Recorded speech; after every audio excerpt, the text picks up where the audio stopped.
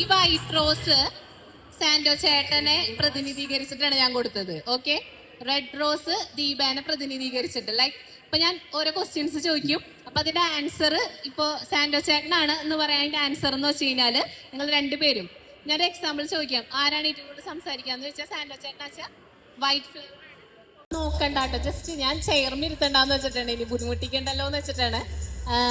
ആരാണ് ഏറ്റവും കൂടുതൽ സംസാരിക്കുക? അങ്ങോട്ടും ഇങ്ങോട്ടും നോക്കണ്ട. ഓക്കെ, അത് ദീപയാണ് ഏറ്റവും കൂടുതൽ സംസാരിക്കുക എന്ന് പറയുന്നത്. ഓക്കെ, ഇനി ആരാണ് ഇതിൽ ഏറ്റവും കൂടുതൽ മൊബൈൽ ഫോണിൽ ടൈം സ്പെൻഡ് ചെയ്യുന്നത്? ഓക്കെ, അങ്ങോട്ടും ഇങ്ങോട്ടും വിളിക്കാനാണോ ടൈം സ്പെൻഡ് ചെയ്യുന്നത്, അല്ലെങ്കിൽ ചുമ്മാ റീല് കണ്ടിരിക്കുമോ? രണ്ടും ഉണ്ട് അല്ലേ?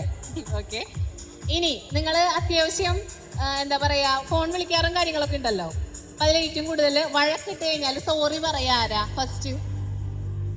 ആ, ദീപയാണ് കേട്ടോ സോറി ഒക്കെ പറയുന്ന ആൾ. ഇപ്പൊ തന്നെ എല്ലാവരും നോക്കി വെച്ചോ.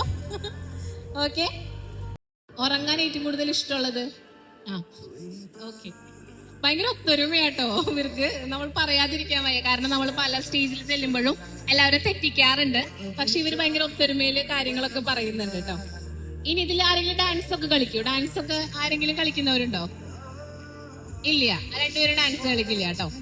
ഏറ്റവും കൂടുതൽ ടെൻഷൻ ഉള്ളത് ആർക്കാണ്? രണ്ടുപേർക്കും ടെൻഷൻ ഉണ്ട്. പിന്നെ പരസ്പരം മനസ്സിലാക്കുന്നത് ആരാണ്? അങ്ങനെ തോന്നിയത് രണ്ടുപേർക്കും അല്ലെ? അങ്ങോട്ട് ഹാപ്പി മാരീഡ് ലൈഫ്.